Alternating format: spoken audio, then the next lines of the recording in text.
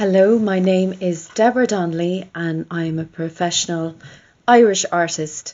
I work out of Marley Park in Dublin. I did live in the States for 5 years where I worked as a ghost painter for a big New York gallery. But that wasn't where I started. I grew up in a single parent family with my mother, who is also an artist, and my dad was a very bad alcoholic, actually. So we grew up I grew up in fear with my siblings, and my mother, who was an amazing painter. She paints like Mary Cassette. And there's a place in Dublin called Marion Square where every Sunday she would bring her artwork in and put them up on the railings. And that was in the 80s in Dublin, but people recognised her work, and she managed to be able to get us food. We were short on food, and our school uniform and clothes. It's hard to explain. The 80s in Ireland was it was very poor. There was no money about it or anything like that.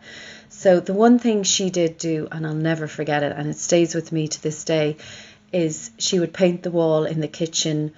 It was a gloss white paint, and she would let us paint on that wall.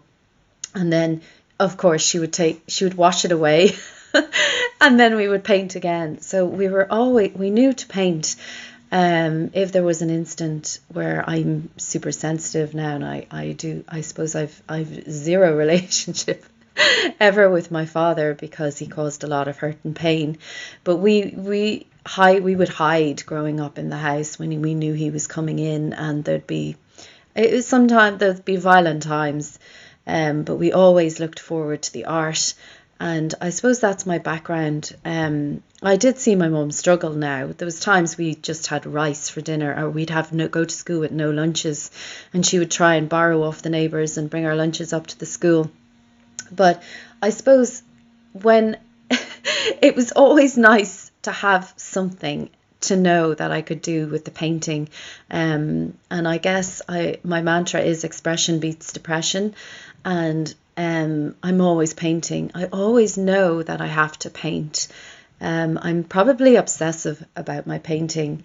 My background, I did not want to go to art college.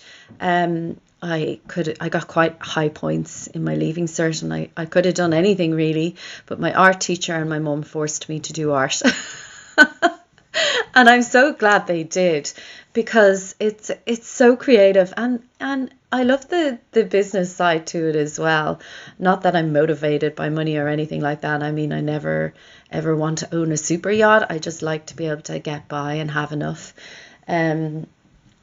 My background impacts my artistic life and how I create every single day.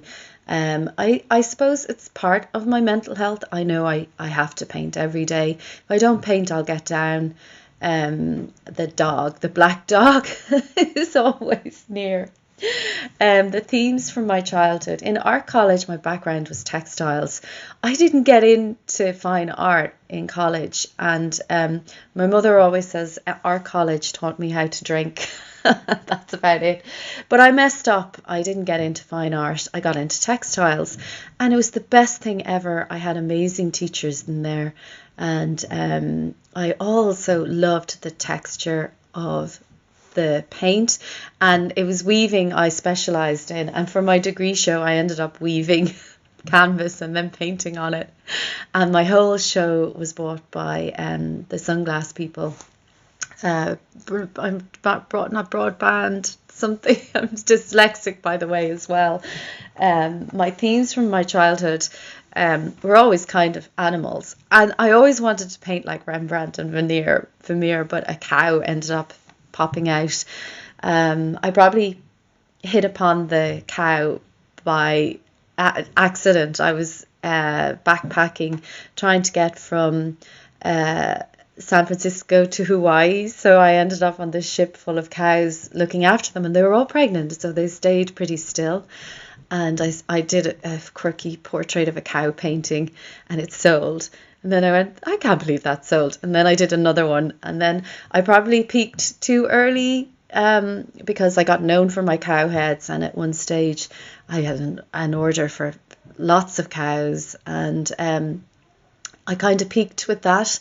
I got into quite a lot of galleries with the cow paintings, and did the celebrity chef Gary Rhodes restaurant in Dublin, which was really amazing. They were big, big paintings, and it was a commission of a lifetime. Sadly, he's passed away, and but I got to know him very well. And a chef he was also an artist.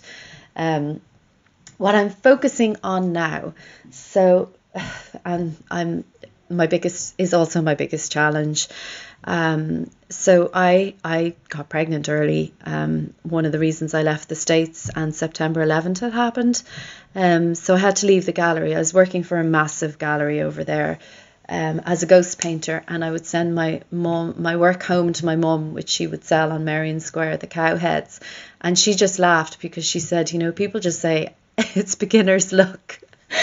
She'd hang one of my pieces on the railings, and another artist would go, no one's going to buy that, and then it would sell. So it's constantly been a life of rejection. Like, the amount of people that probably say, who's going to buy that?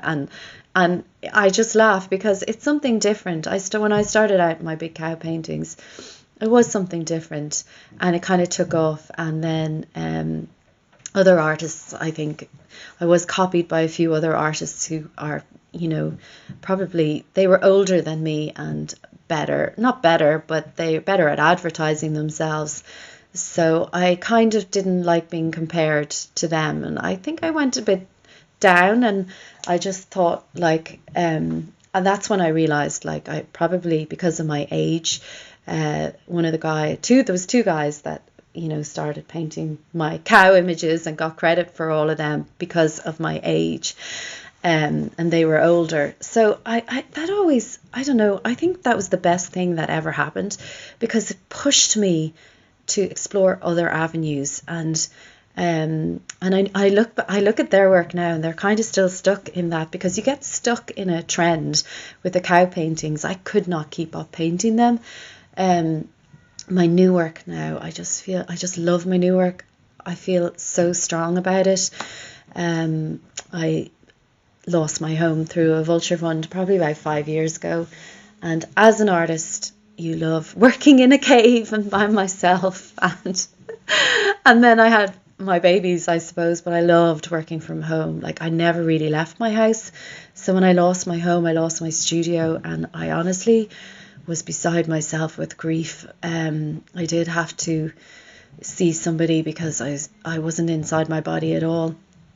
Weirdly enough, the night I lost my house, I got the studio in Marley Park, and the big opening of the studio was the last night I spent in my house. One of my best friends was giving me her cancer treatment drugs just to get me through the night. Thankfully, she's out of the woods, but I always just think, like, I have very few friends, but the ones I have are just the best ever. They were able to keep an eye on me. I tend to, be a giver. I give everything. Even when I was teaching for a period of time, I didn't know how not to give everything. So I'm very careful. I kind of have to protect myself, because one of my other friends says I'm like Velcro. People stick to me, and I'll give them everything. And I have to watch that too, because it affects my work. If I don't have the mojo to paint, there's a certain type of energy that helps you paint. My mother calls it the others. The others, came in and painted today. And I just love that expression, because sometimes I'm not thinking of anything when I'm painting, and you're just a vessel for other spirits, or I don't know, the unknown, painting through.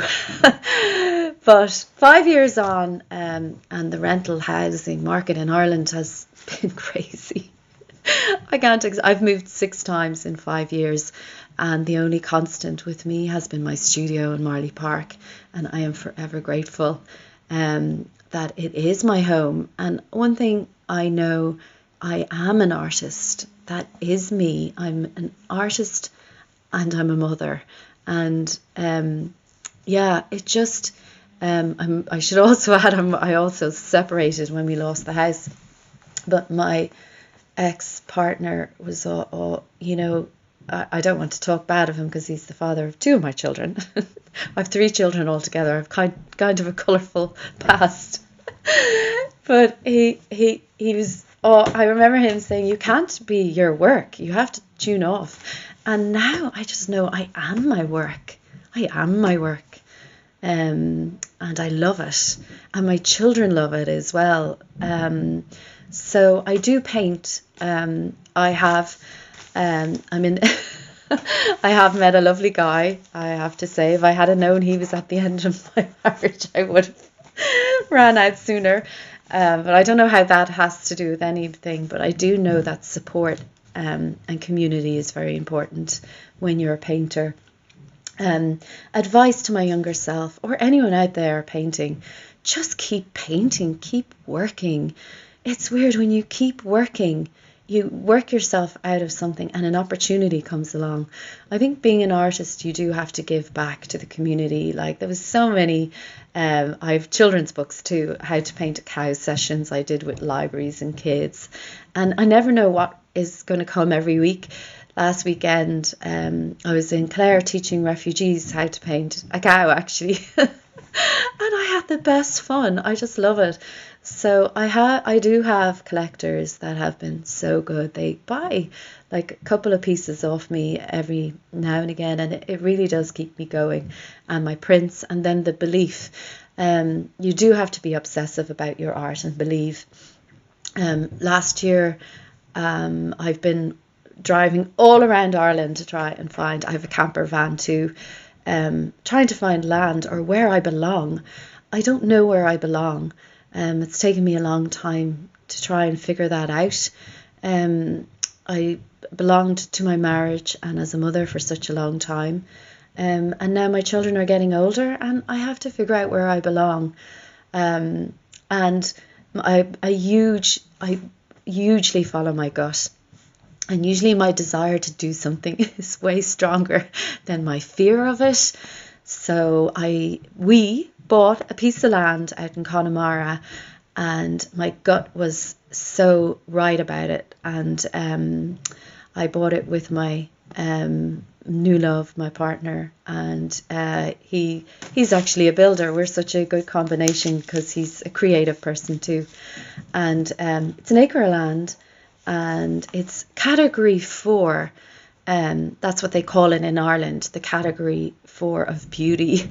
Like, so there is a stone building on it at the moment that was kind of a farmhouse, and it's a studio now, and I've a little caravan at the back.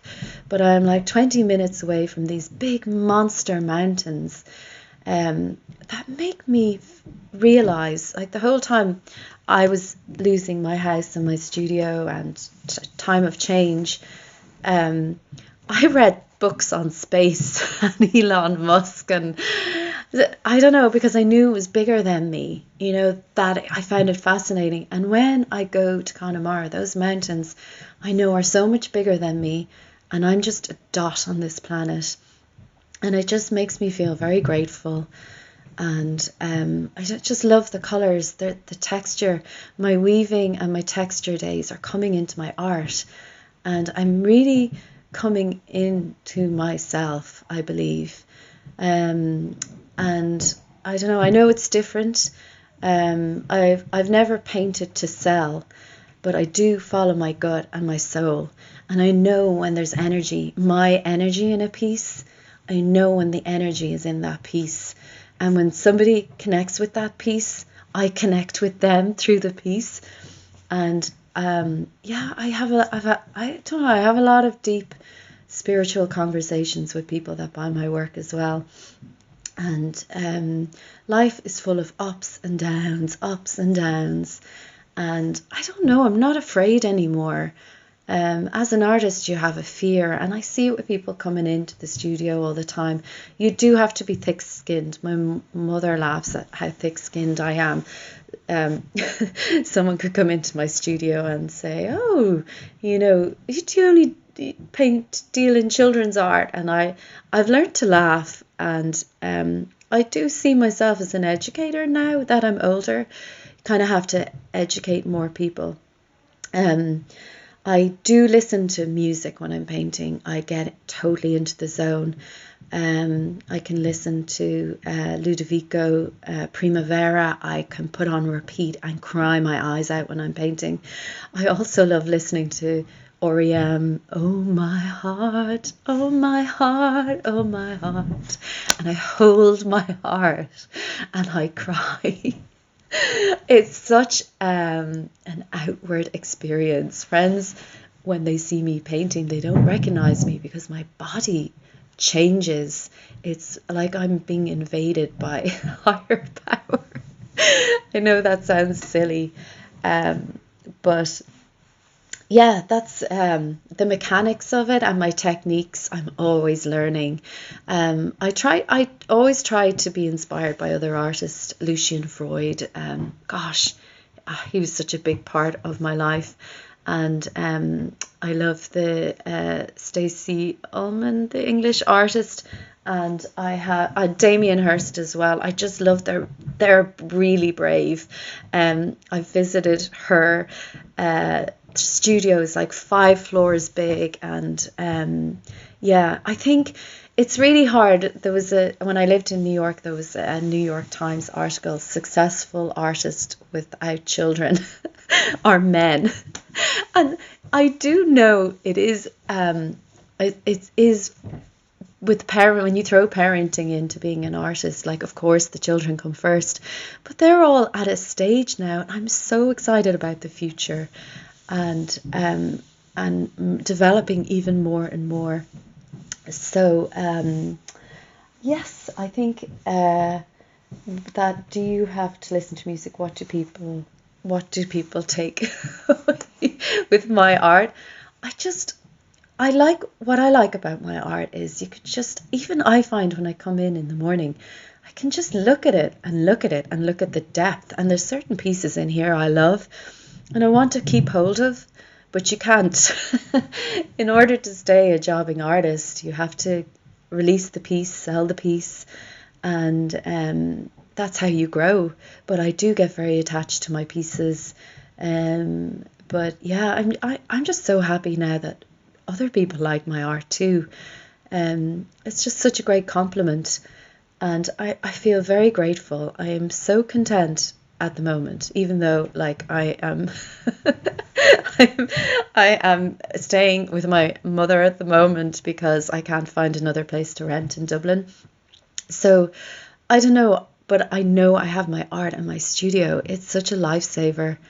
And yeah, expression does beat depression. And yeah, thank you.